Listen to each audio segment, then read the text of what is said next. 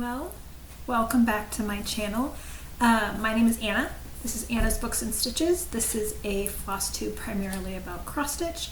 I will sometimes talk about other crafting activities, or I will talk about books, or just kind of whatever's on my mind at the moment. It's been a while, and I know that I said last time I filmed that I would be back in a month, but you know, it's just how it be sometimes. I did film a Flosstube, like a post Stitch North Flosstube, like the week after I got back, but I absolutely hated the editing software I have on the computer that I'm using now, and so because of the dread of using that software, my ADHD never allowed me to actually edit that video, and therefore I never posted that video. So I will not be editing it. I will not be posting it because it's been over a month since Stitch North. But I am back now. I have different editing software. I am ready to go and ready to, you know, maybe start filming videos again semi-regularly or something. I don't know. There's not going to be a whole lot of rhyme or reason to the layout of this video. I'm kind of just going to let it happen organically.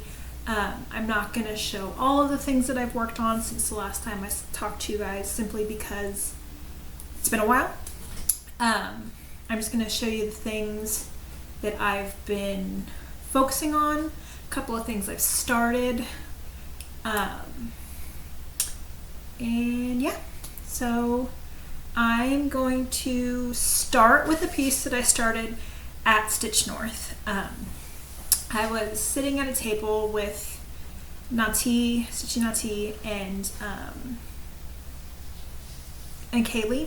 They're both Kaylee Cross Stitch, I think is her Instagram name.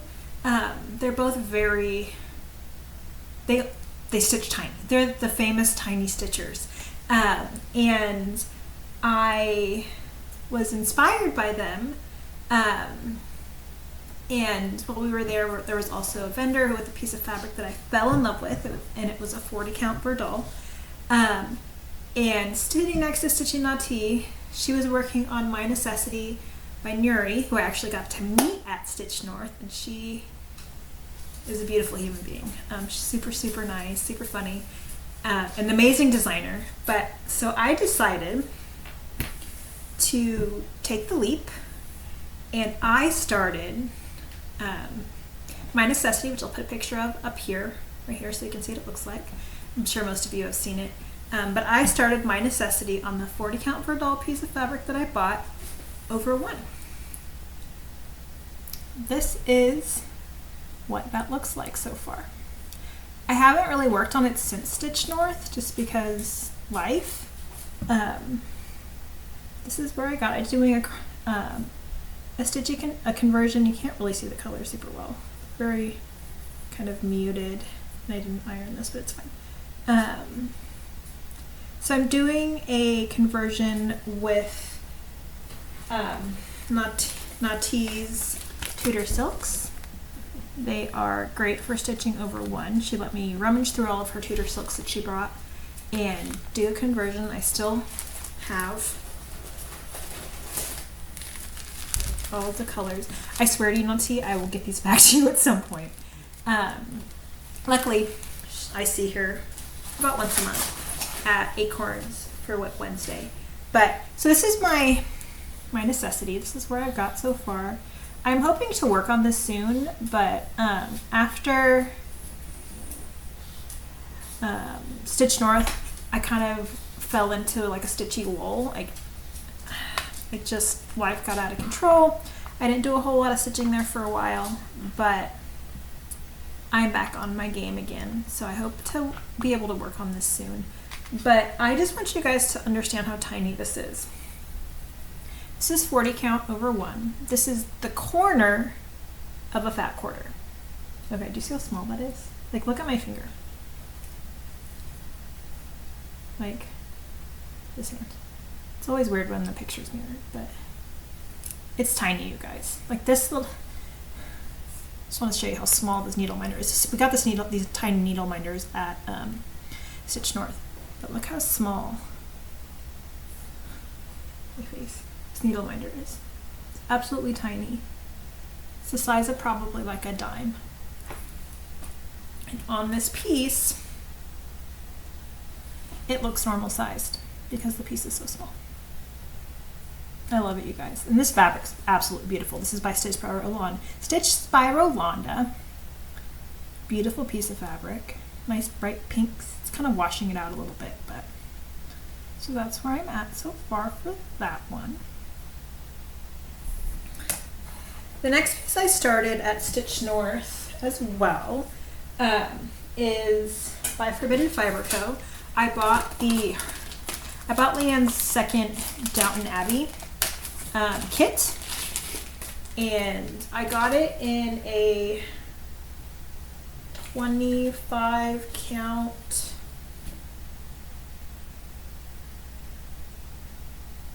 Lugana, I think it was a 25 count. I know it was a 25 count. I think it was Lugana, but so it's called Hard Sacrifice, and it's a similar style to the other one, but this one has Branson on it. It says, "Sometimes a hard sacrifice must be made for a future that's worth having." And I went from stitching that tiny 1/1 on 40 count, and I was trying to decide whether or not I wanted to do 1/1 on the 25 count or 2/2. Because the 2/2 would have made it a similar size to the other Downton Abbey piece I have from Forbidden Fiber Co. Because that one's a 28 count and I'm doing it 2/2. But I started stitching this 2/2, and especially after the 40 count 1/1, the stitches were so aggressively just large that I couldn't do it. I put in maybe 6 stitches, pulled them out and said, absolutely not, I can't handle it. They're too big. So I decided to do it 1/1. This is where I've got to so far. This is, like I said, this is the colorful fabric. It's the full kit. It is, does it say what the fabric is on here? It does not. Countess. This is the colorway Countess. Same colorway as the other fabric. I'll have a bunch left when I'm done. And I made this needle minder. It's got googly eyes. I love it because it's just so ridiculous. And then this is the full colorway. Not full colorway. This is the floss color palette, I guess. I don't know. And they've all mostly have Downton Abbey themed names. Let's see if I can get all these showing.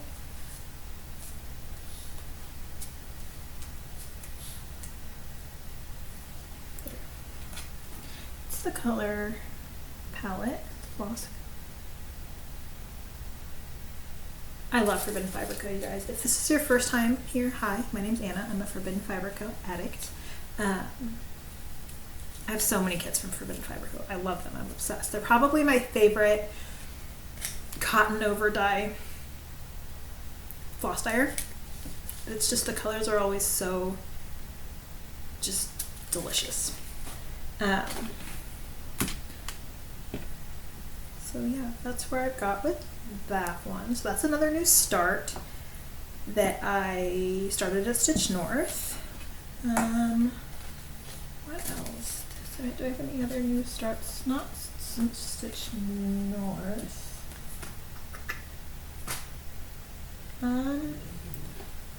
This piece, none of this stuff's ironed, you guys. So bear with me here. This next piece is Funky Peacock, I think is what it's called. It's by Marumi Designs. I started this from Marumi May, and I decided to start this from Marumi May at Stitch North I didn't have the fabric with me there, but I found a floss there that I really liked, that I thought would be really good for the Funky Peacock pattern. And I knew I had fabric as well, that I had dyed personally, that I had dyed myself during when I was doing a bunch of test dyeing for fabric. So this is the color of the floss. It is, you can't tell, but this green is actually like green. It's a lot more green than it's showing up on camera. And so peacocks, they're that teal and green and blue, and they've got some purple in there. So I saw this floss and I fell in love with it at Stitch North at one of the vendors. And so I bought it because I knew I also had fabric that would be perfect, that would encapsulate all of the colors of the peacock without like blending together kind of thing. So this is what the Funky Peacock pattern looks like by Marumi. And then here's my fabric that I dyed myself. And here is where I'm at so far. The peacock itself is entirely done. You can really see it here. The peacock's entirely done. I have the entire height of that inside section of border done as well. Obviously there's the inside and outside borders of the border, the lines that I obviously haven't gotten to yet. But this is basically the height, and then that peacock is all done. This is where I'm at. I've been working really hard on this recently. It's just been something that's really fun to stitch. This border, it's got enough uniformity to kind of almost mindlessly stitch while having enough complexity to keep me interested. So this has been a joy, absolute joy to stitch so far. It's a lot of fun. I did mess up on the peacock a little bit, but I kind of figured it out, and it won't really affect anything else because there's enough space above and below the peacock that I won't have to adjust anything else. I just kind of mirrored the mistake on the other side of the peacock's tail. So everything's kind of matches. But yeah, I started this at the beginning of May, and I've actually made quite a bit of progress on it. I want to say 60% done. I can't remember. I'll put the percentage done down in the bottom when I edit the video. But yeah, that is Funky Peacock by Marumi Designs. Another thing I've kind of been doing is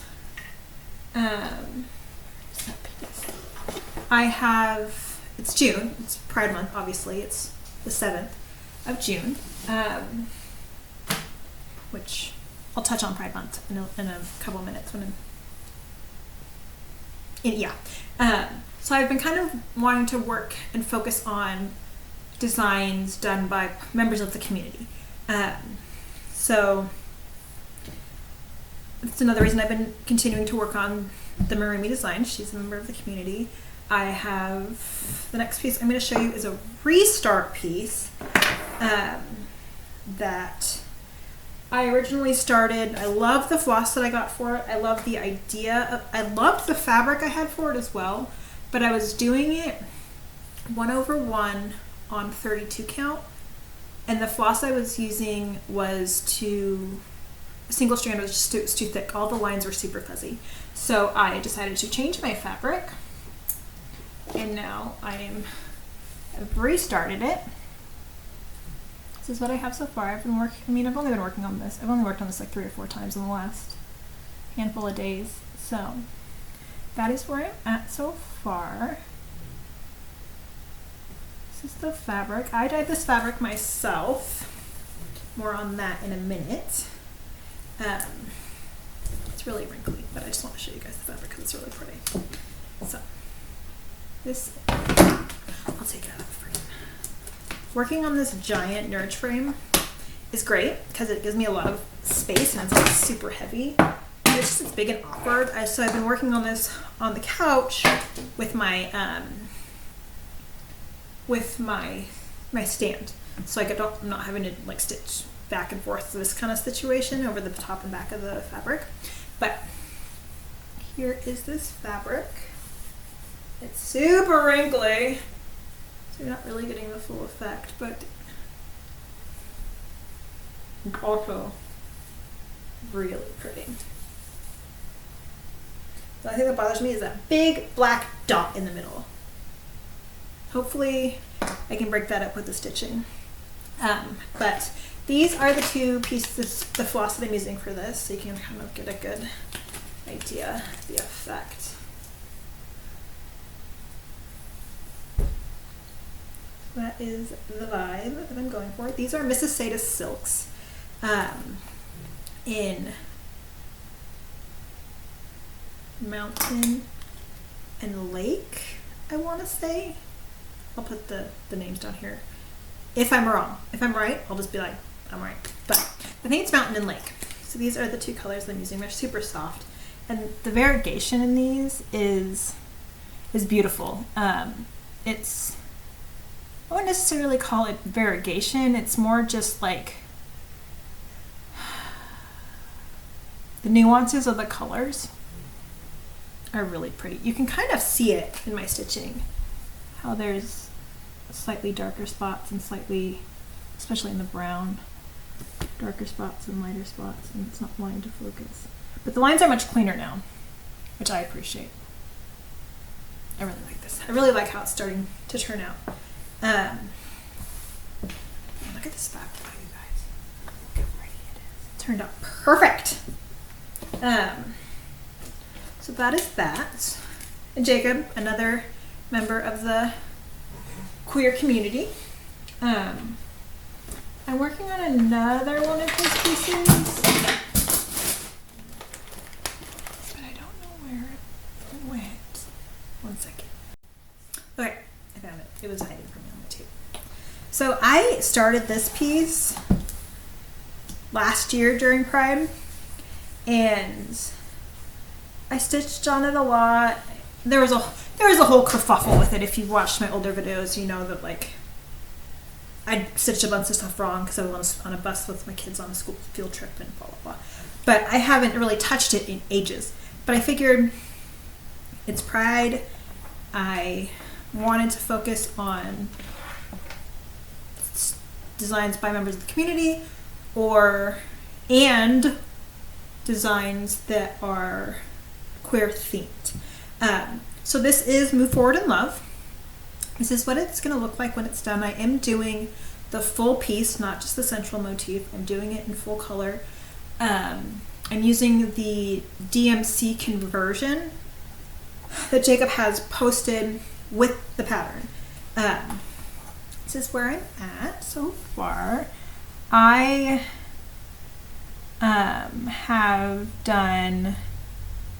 worked on the trans portion of the diamond, this portion here, the light blue, pink, and white portion.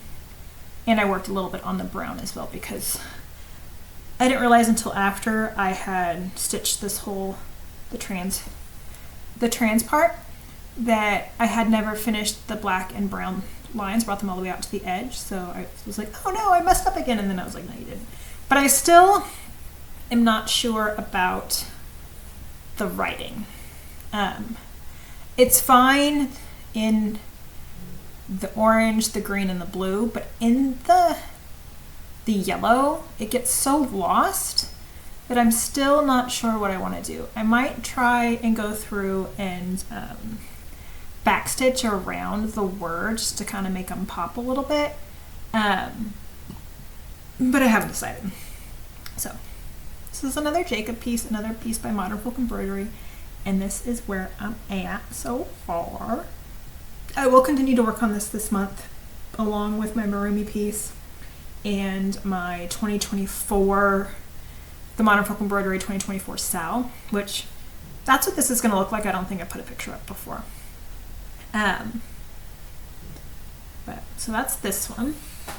Another piece I've been working on getting caught up on, is the Stitch for Pride. Oh no, there's something on the fabric. That's what I get for not putting this in a project bag, guys. The Stitch for Pride sampler, Sal, I've been working on that. I am not fully caught up on my stitching, because like I said, I kind of hit a wall, just a stitchy slump after Stitch North. But I have done January and February, those two are done. And I'm not using the called for because I wasn't lucky enough to be able to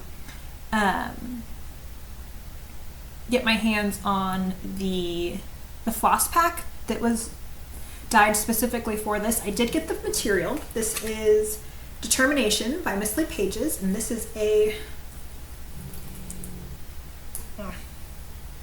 what is happening here, guys? There we go. This is a 40 count Verdal. I love me a 40 count Verdal, you guys. That's what my my modern folk. This fabric is a 40 count Verdal as well. I've been doing my stitching 1/2. Yeah, 2/1.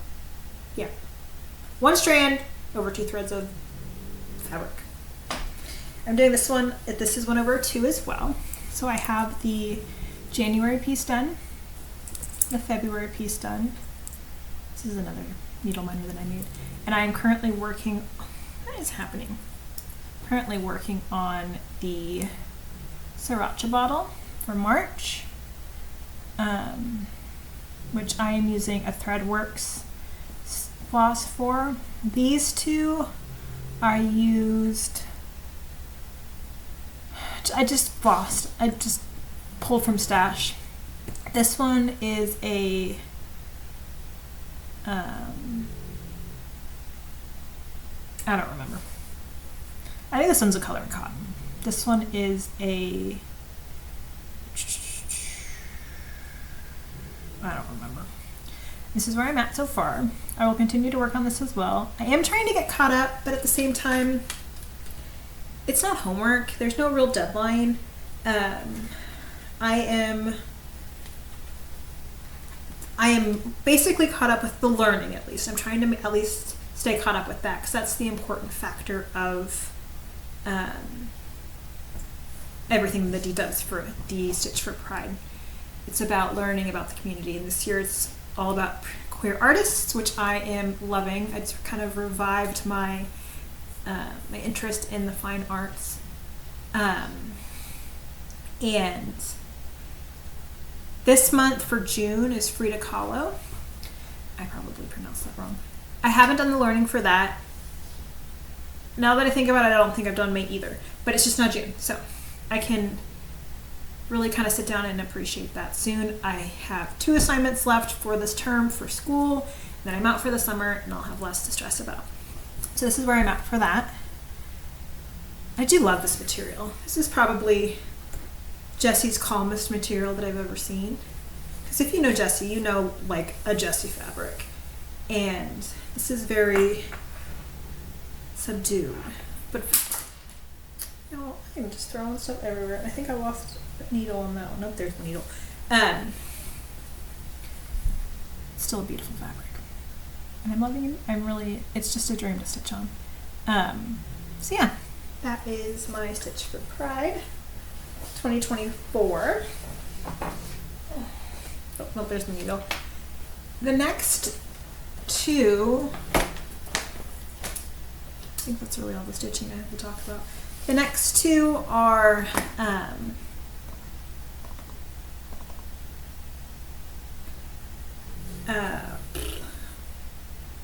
round robins. One is my second most magnificent ink circles round robin, and I'll put the Instagram handles of my group down here, just because I can't remember them all off the top of my head, and I don't want to like forget like one person kind of thing. So I'll just put them all down here. This is Michelle from Chinook Crafter. This is her piece that I'm currently working on.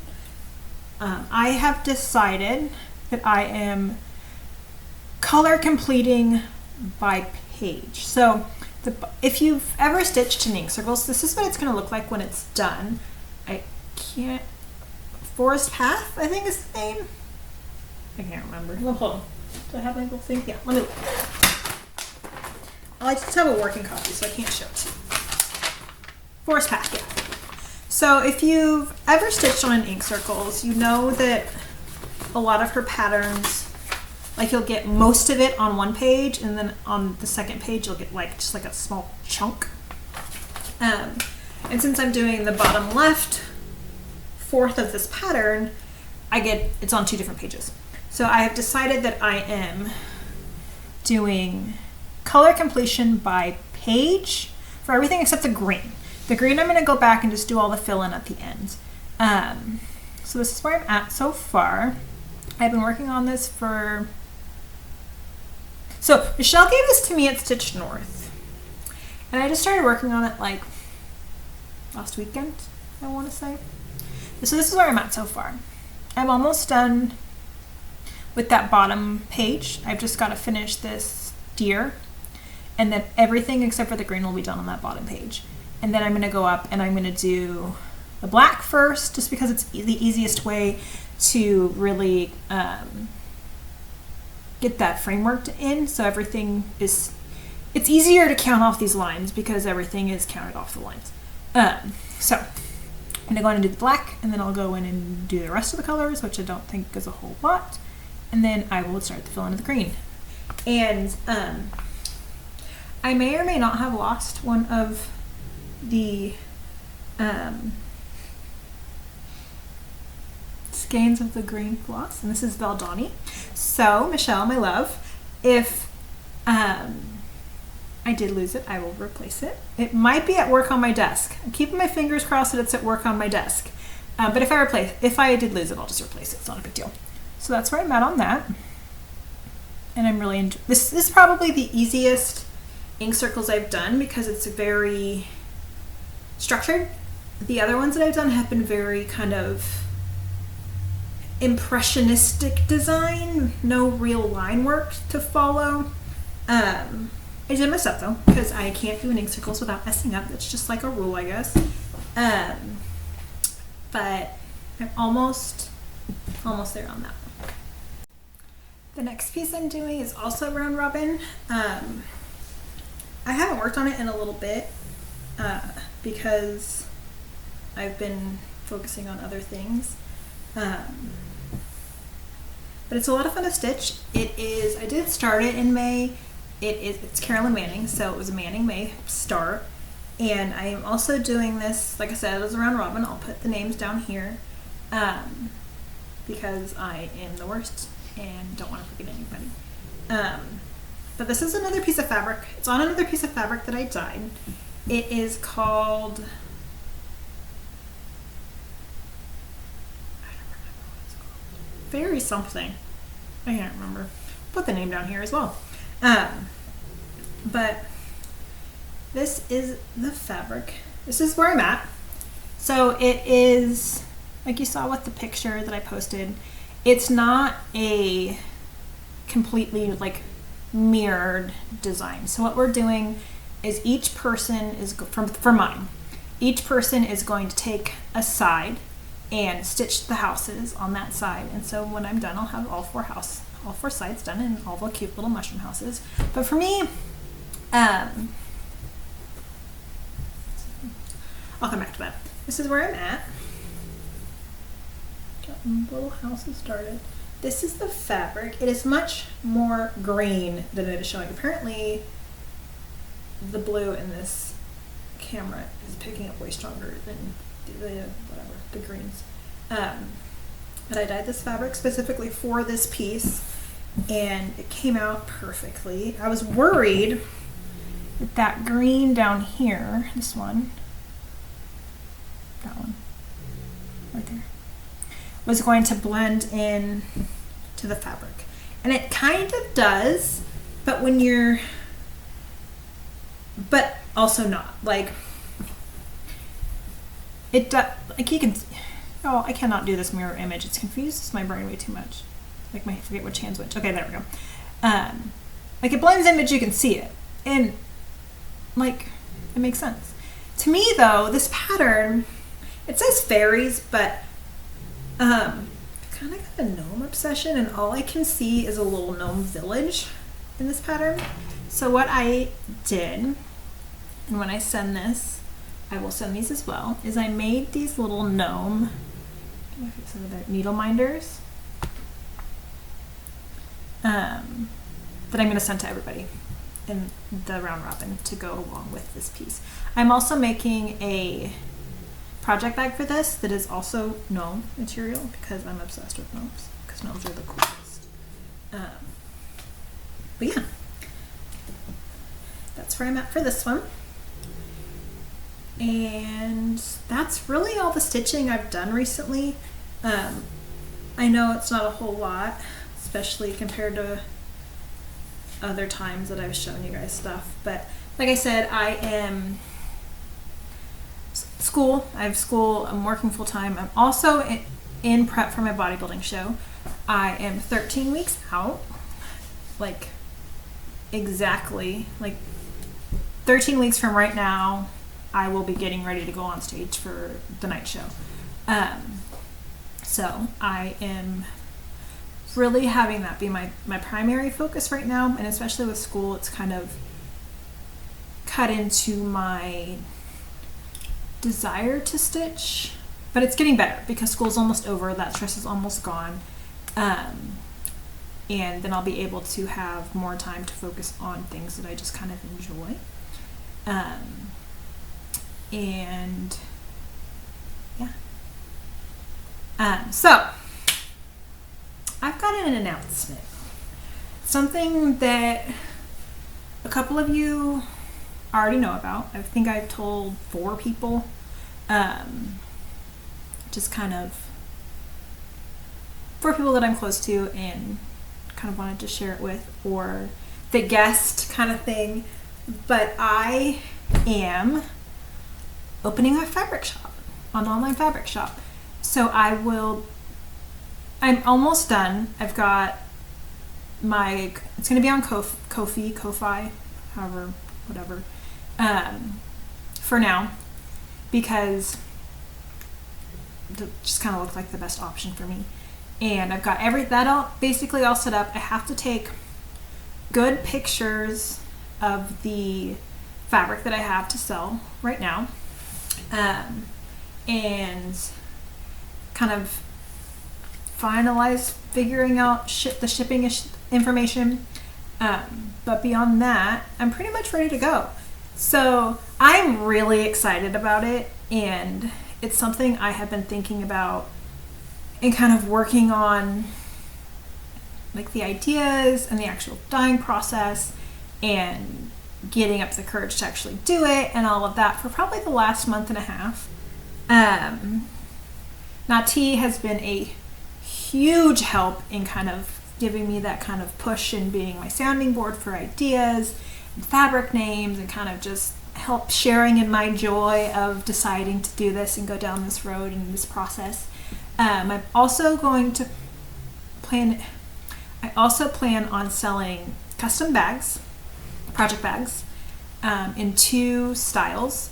I will be selling needle minders as well, not ones that I make, but not like start to finish make, kind of like this guy, stuff like this, that I find cool buttons that I like and turn into needle minders. And these are really good, strong needle minders. I gave out some needle minders during Stitch North, and I gave out some needle minders during Pinwist last year. So I'm going to be putting these on here as well. And there'll be other sewn items like grime guards or whatever else I come up with. But so I just want to show you guys the colors that I'm going to be starting with. And I have 5 different colors. And I'm going to, hold on, let me collect my thoughts here. So I have 5 colors, and I have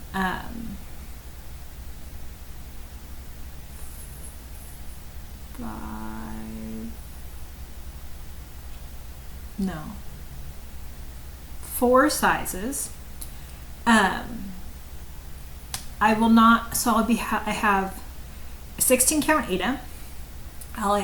So far, I'm planning on expanding everything as I go, but I'm starting with a 16 count Aida, 32 count Lugana, 36 count Murano, I think it is, it's an even weave, and 40 count Verdal. I do not have the Verdal in every color, and when I started the dyeing process, I was trying to figure out the most efficient way to dye my fabric, and I was kind of deciding on, do I want to do one color in all sizes at a time, or all colors in one size at a time.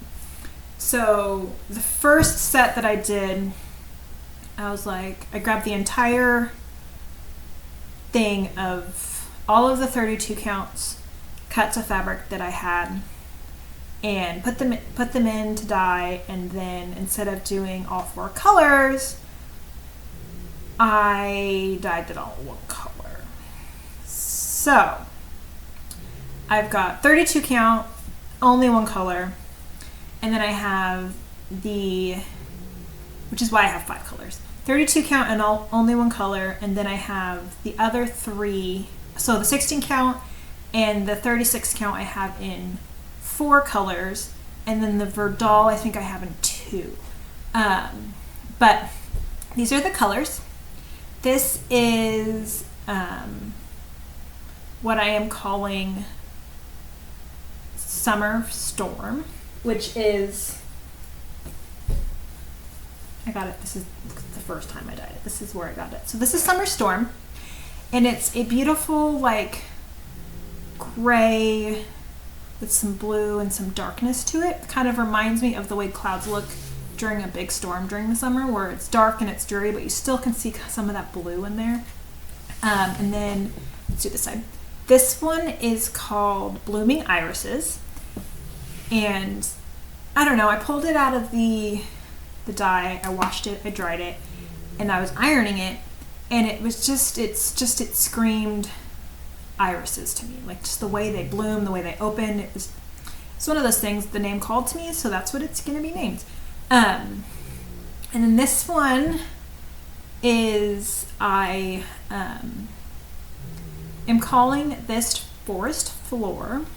It's a nice green and brown, and there's just something beautiful. It just reminds me of the forest floor here in the Pacific Northwest when you go hiking out in the gorge, and it's covered by trees, and then there's green and moss everywhere, but you can still see the dirt. It's just something beautiful. And then the 32 count is this one. I am calling this Strawberry Jam, just because I think it's fun and reminds me of I make jam every year, and it kind of reminds me of the way the strawberry jam looks in the pot after you've filled all your jars with all the remnants in the pot. So it's Strawberry Jam.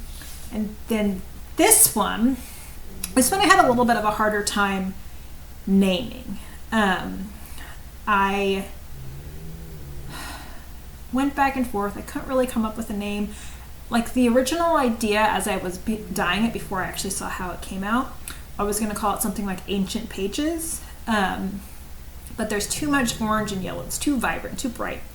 So I have decided to call this one Shattered Plains. And I'm a huge Cosmere nerd. I love the Stormlight Archive. Sanderson just finished book 5, you guys. I already have my signed copy pre-ordered. I am so excited. First time I've been able to be on top of it enough to get a signed copy. So that's really exciting. But the vast majority of the first 4 books of the Stormlight Archive are they're set in the Shattered Plains. And that's kind of what this reminds me of. Like the idea in my head that just, I don't know, Shattered Plains. I mean, you can see it even if you don't read the books. Like think of like Utah and all of that, all the plateaus and the plains and all of that. It's kind of the same idea, but it's very much more bunched together, chasms and all of that. That's kind of just what this reminded me of. And I asked one of my fellow Cosmere junkies, Megan, I said, do you see this? Like, if I named this, does this make sense to you? Like, is that something you can see in this fabric? She said, yeah, totally. She's like, she was like, and honestly, even people that haven't read the books, it still kind of makes sense. So, Shattered Plains, that's what I'm calling it. And so that was Summer Storm. Then I did Blooming Irises, Forest Floor, Strawberry Jam, Shattered Plains. Yeah, those are the fabrics I'm starting out with, you guys. And I am aiming to have the shop open next Friday. And I'm really excited about it. I'm trying to, my goal originally was to keep because I want to be able to ship internationally, was to keep the international shipping as reasonable as I possibly could. But it's not reasonable, just in general. I live in the US and I'm lucky enough to not have to pay exuberant amounts of money for shipping for most stitchy things that I can't get at Acorns, my local LNS. So what I have also decided to do is I'm also starting a Patreon, and I'll link both of these things down at the description box. They won't be, the Patreon I'll have open by the end of the week. Hopefully, fingers crossed. Actually, no, let's scratch that. Everything's going to be open next Friday. I will still link both down in the description box, just so you know where how to access them. But part of what I have 4 tiers that I'm going to set up for my Patreon. The first one's just kind of going to be your basic, no extra stuff, just behind the scenes, blah, blah, blah, all of that. Discount to my Ko-fi shop. The second tier is going to include free shipping. And I'm starting that one at $15 a month, and that will include free shipping on anything you like, all orders. And I felt like that was the easiest way for me to make shipping reasonable, but also have some, like, it was the best of both worlds that I could figure out, because like shipping internationally is expensive. Shipping to Canada is expensive. All my Canadian friends know that shipping is stupid, which is why I'm kind of trying to find as much workaround as possible. And that one will also come with a yearly gift of some kind, something small. And then tier 3, I can't remember how much I set that one for, but tier 3 includes everything from the first 2, so you get your free shipping still, but it also will include a free, like, a quarterly gift of a fat quarter of fabric. And then tier 4 is the most expensive, obviously. It includes everything in the first 3, so your free shipping, your fat quarter of fabric, a small yearly gift. No, it doesn't include that small yearly gift, because it includes your yearly gift will be a custom bag for me. And I just kind of feel like that could be a really cool way to offset some costs for me as far as shipping goes, but also give you guys some benefits that, especially my international friends, for having to pay that shipping amount, if that makes sense. Obviously, none of this stuff, like I said, everything will open up, hopefully, fingers crossed, next Friday. So Friday let's see what that date is. Friday the 14th. Yeah, because today's the 7th, 7 plus 14, 7 is 14. Anyways, and yeah, that's my exciting news. That's kind of what I've been hinting about. And I am hopefully gonna get this video up, get it edited tonight, get it up tomorrow, so I can get this out there and kind of let you guys know my news, kind of let you know where I'm at, what I've been up to, and all that kind of stuff. But I will talk to you guys later, and I hope everyone is having a wonderful Pride Month. And just want to say, small sidebar, I know I started to say goodbye, but the ADHD has decided that I need to say something about this. I'm pretty sure I said something about this last year, but Pride Month is complicated for everybody. But I feel, as someone personally who is part of the queer community, but more invisibly queer than a lot of other different groups of the queer community, as a bisexual woman that is in a heterosexual relationship, Pride's complicated because it's kind of that type of thing where I'm very passingly straight. That's just what it is. And I identify as a bi woman. I have identified as a bi woman since basically puberty. It's never really something I've been confused about. It's never really something I've hidden, but it's also because it's never really been something I've needed to hide.